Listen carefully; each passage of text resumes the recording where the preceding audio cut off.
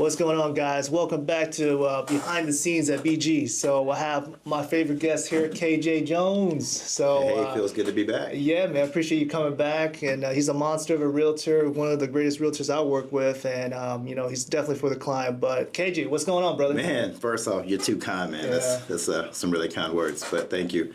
Just working the market and just trying to find where I can be a help to anyone, Right. So being creative and, Yeah. times are changing. It's is. definitely starting to become more of a buyer's market. So the tides are shifting. So, It is. finding the buyers and being creative, Yeah. I think me and you had a conversation yesterday about this. Like, you definitely could tell it's a lot different than usual, and like we were just talking about earlier, man, like Yeah. a lot of these transaction or just buying home purchase process is a lot more intricate, a little bit more difficult. Yes. A lot of moving parts. Yeah. And, Absolutely. But it takes somebody like, again, you have to work with somebody like you that's knowledgeable, that knows how to negotiate and really, get creative in how you get this to the finish line. Yeah, I agree, but it also goes two ways, two-way street, Right. having the right lender, having the Right. right partnership, having the right system in place to make a smooth transition and turn into a closing. But Yeah. it's definitely more challenging being on both sides. When you're listing a home, Yeah. you're just coming in with these buyers and they're just, pretty much getting what they want right now in Right, a lot of the right. situations. So Yeah, 100%. And I mean, let's talk about that. Everybody asks, I think the biggest question is, hey, is now the right time to buy? What would your answer be? I think right now is a great time to buy for many reasons. I think the inventory is definitely more plentiful, and people have more options, so Right. it creates more leverage for a buyer. Right. I think what's going to probably happen, I don't have a crystal ball, but some of these sellers that are like, I don't really have to sell right now, they're going to pull back and probably Right. tighten the inventory, and that could turn back into a seller's market because right now I feel like the inventory is where it needs to be for buyers to win. I couldn't agree with you more. I think I read an article on that too that stated that, hey, there's going to be a chance where sellers, the one that has the lower interest rate, that has equity, that needs to sell, but not really, they might not want to. They're like, hey, I'm not getting what I want in the value of the house, so why should I list my home, right? I'll give you the perfect example of that. I had a seller representing the seller, and when we first went into this whole thing, we talked about there could be a chance of, some questionable offers Right. coming in, and, they were aware of it. Right. And a lot of questionable offers came in, and that seller decided to, take their home off the market. Wow. They Wow. started to do some research, and what they did was they took equity out of their home Right. and purchased an investment property. So, Yeah. I mean, those Yeah. things are happening too. So, Oh yeah. And I think the demand this year so far, what I've been seeing in my pipeline is a lot of first-time home buyers, Yeah. a lot of investors. Those are the ones that are pulling the trigger right now, and the ones that need to upsize, they have a growing family, they got to move. That's the one I see that they, that I agree. So every situation is it's different. Yeah, and there are 100%. people that are, growing families or, Right. kind of in those sandwich years, what people say they're taking care of their parents and their kids, so yeah. they need more space for that. So that's Exactly. also generational living is Right. a big trend right now too. It is. So. It is. I'm seeing a lot of it. Yeah. But no, I agree with you, and I think that the homes that are move-in ready, that has all the bells and whistles, that are priced correctly, there's still multiple. Oh yeah, offers, absolutely. right? Turnkey home, move in, Yeah. everything's done, kitchen's Right. updated, bedrooms, showers, and all that stuff Because I are think done. this year we lost a couple of deals. We did. Right? Because We did. they're like, hey, there's multiple offers. There's people lining out for the open house and everything, right? Exactly. So, seeing that. Yeah. And when homes need a little work, obviously It's the on the buyers are market. gonna, see Yeah. that it's gonna sit on the market longer, which, Right. sellers are gonna have to, give some credits or concessions to make those things happen. Right. So I want your opinion on this. And I ran into this recently. One of my buyers, he had, he's represented by a buyer's agent, a realtor, and he went to the open house not without his realtor, but that listing agent was like, "Hey, use me. I'll get you a better deal." Da da da da. I hear this a lot lately, so I want your perspective of why you should use a buyer's agent instead of going straight to the listing agent. No, I mean, I think we're in this business together, and I feel like if there is someone, seeing an open house without their agent, I feel the, listing agent should have the respect and the, we're in this together. It's like a fraternity. It's not, it's it's a bunch of, listing agents. There's a bunch of buyers agents, but we all see each other. It's a small business. It's big, but it's small, and we see each other. And those things are always remembered. You see that. But also, right, like if the listing agent is, let's say, working both parties or helping both parties as a transaction broker, the buyer and the seller. To me, again, not to talk bad or say, hey, but you don't really have anybody on your side. Yeah, no, I mean, if they're the listing agent, a lot of times, I know it's, transactional, but there's more, I feel like there could be more. You gotta show some more love to the seller, right? Yeah, exactly. So I feel like, having that buyer's agent is going to even the playing field, if you will, and it's going to create more of a real situation that's going to be favorable for that buyer. I agree. It's kind of like going to court, man. You got to have your attorney, I got to have my attorney to really make it fair, right? You can't be using the same attorney. Yeah, you don't see many attorneys representing the both parties. Exactly. So that's my thought process. And again, not to say that there's not a good transaction broker or whatever. I've just in recent time, I just ran into a bad situation where the client, again, went to the listing agent and there was a dispute with whatever was going on, and the buyer ended up losing like almost $30K in escrow deposit. So I felt bad, but it was a tough learning lesson for the client, because I did say, hey, look, we have a good realtor that would help you as a buyer's agent, but she's like, hey, I'm going to get the better deal going straight to the listing agent, and unfortunately it didn't work out in her favor. So and I think that also goes back to the agent, because I've been on both sides. I've represented both parties, and it's been a fair dealing, and everyone, so just being able to do it with ethic. Exactly. It's an ethical situation. And I think the consumer needs to know too, like, yes, NAR's rules has changed and whatnot, but I mean, out of all the transactions I've seen year to date, there's really very minimum where the buyer actually has to pay the buyer's agent's commission. Very minimum, right? I don't see it a lot. It doesn't happen much. So I've had a situation where it was a low ball offer, and the buyer's agent ended up paying the buyer's commission a little bit to chip in to help out. But again, that's someone saying, hey, I'm going to get you a good deal, but you're going to help me. So every deal's different. Exactly. Absolutely. But again, just to let people know, just because you're using a buyer's agent doesn't mean that you will have to pay. Everything's negotiable. Everything is negotiable, right? Just want to make sure people know that. And having the right lender. Thank you. Is the key to this whole transaction. It takes a whole tribe, right? It's a whole village, right? So I mean, it's teamwork, and I think that's one thing I would like to stress at this current time. Like, let's work as a team, not against each other, because I've been seeing a lot where like they're going back and forth against each other. It doesn't make any sense, right? We all have one purpose, to get to that finish line. Everybody close, right, and everybody's happy. And deals aren't getting easier right now. They're definitely more challenging. So it is. Having the right system, and the best teams have the best systems. So. Exactly. And communication is so important. So if you were talking to a buyer right now, and again, we talk about, hey, it's a buyer's market. I mean, give us some pros. Like, what is the benefit of buying now in your perspective? In my perspective, it's what's most important to that buyer and their family, right? So it's figuring out the details that are important. What can you live with? What can you live without? Right. And if the deal is so great, could you live without that thing you said you couldn't live without? Right. So just really having that communication, having that trust, having that clear path of communication to really help them achieve what they're looking for. For sure. And again, when we're working as a team, when me and KJ work with a client, one thing is, as me on the lender side, right, I always make sure that, hey, is this monthly payment okay for you? Right.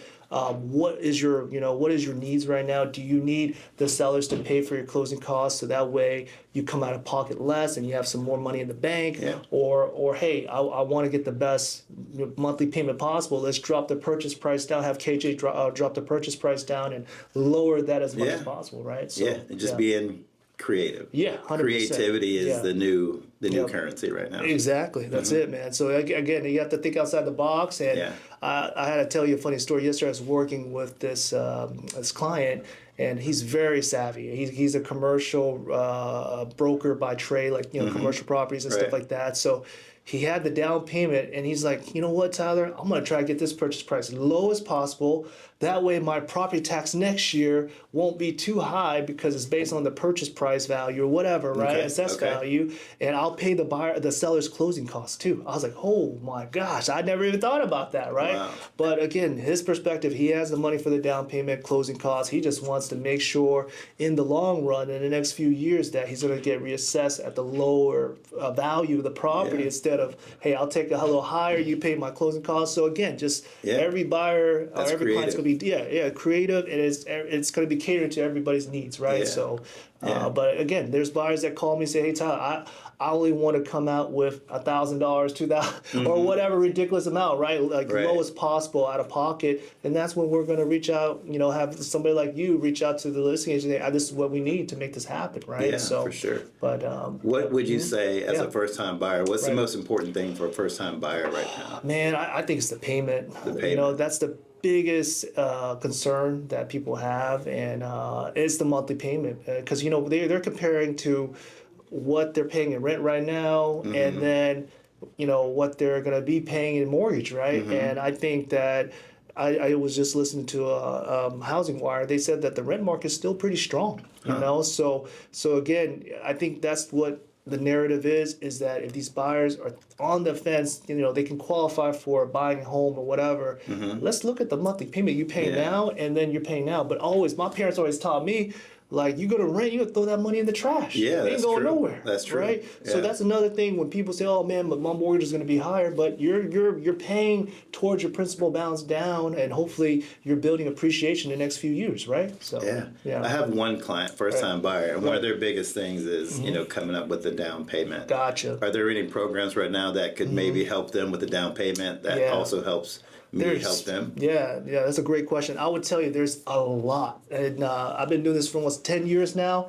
and I've never seen so many first-time homebuyer programs out there for clients to obtain, right?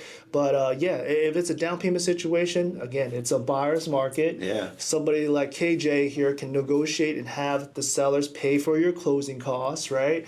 And then on top of that, you apply this down payment assistance program where it can give up to 3.5%, 5%. Wow. And they might be coming to the table. Now, I always tell clients, just because you're doing a down payment assistance program doesn't mean that you're not coming out with anything. You got to have some skin in the game, right? So expect $2,000, expect $3,000. But think about, you're buying a house for $2,000, $3,000. That's so what you're at. saying is first-time buyers have options. 100%, 100%. Wow. So there's just so many different programs right now, and again, we have to determine that by what your credit score is, but what your current debt looks like, right? Debt to income ratio. So there's a lot of moving parts, but again, I think right now we have different programs for the different buyers, which is nice. That's really nice. Yeah, that's good. But how about you? Like right now, do you see a certain purchase price moving, like getting sold faster than others? Or because I've been hearing lately, like let me give you an example. In Miami, there's properties just sitting there, like if it's at a certain price range, but if it's like over $1 million, it's going like this. So how do you feel about our market? I feel like right now a lot of the things I've been working on is in like the Wesley Chapel area. And I feel like that's your bread and butter, right? Bread and butter. I mean, it's my backyard. That's your backyard. Yeah. So a lot of the deals, between $650 and $800, I feel like that's a really sweet spot right now. Okay. For that. Just smooth transactions, no hiccups, things are easy. Right. I've done a couple deals under $500,000, and they've been pretty challenging, surprisingly. Really? But again, it's like different income brackets also sometimes create challenges. And then you got that $1 million buyer that's paying cash, moving in from another state. Exactly. And it's like, man, 4,000 square feet would cost me $6 million where I'm from. Yeah, that's crazy, $1 million, right? I'll take it. I know. So, That's funny you mentioned that. I was just at my one of my clients that we just closed on. He moved from California here, moved to Wesley Chapel, and he invited us over for dinner. We're talking about it. It's like, me and my wife were qualified to buy a property in California, but what we looked at for, like, let's say even $500,000, it was a shack over there. Yeah, I know. And they're like, it's not incomparable. And these guys, I got to give them kudos, because it was just them, husband and wife, barely knew anybody here in Florida, but they looked at Florida, Texas, Utah, like all these markets, different markets, and they chose Florida because it was the most affordable. You get bangs for your bucks, tax benefits. So it was just a no-brainer for them. And he works remote, you know what I mean? Yeah, so of course. He's just like, yeah, that's why I chose it. And he's like, I couldn't get this in California, Tyler. I was like, I don't blame you, man. For 5% down and you're getting this beautiful house here in Wesley Chapel, I mean, it's a slam dunk. And there's so many opportunities here in Florida. A lot of companies moving here. I think, Foot Locker just moved to St. Pete or something. That's wild. I didn't know that. Yeah. They moved, and, I've been talking to some investors, and a lot of these companies in New York are, if you're going to be, working a lot, why not work in the Sunshine State? Exactly. And all the benefits you mentioned are, here. So I think, and again, Central Florida, like Tampa Bay area, for sure. Like we're right there. We have been always. I feel like I guess I'm biased, but I feel like we're the better city out of all the Florida, or all the cities in Florida right now, because Miami's expensive. Lots of people are moving from Miami to Clearwater. I mean, Clearwater is a hidden gem. Bel Air. I mean, it's South Beach. Yeah, exactly. So I feel like again, it's very expensive in Miami. It's getting expensive in Orlando, and the traffic there is starting to become like Miami. Right. And again, we're right in the middle where you guys can where we can travel to different places, and it's not bad. Yeah, so, the middle of the state, man. Middle of the state, man. So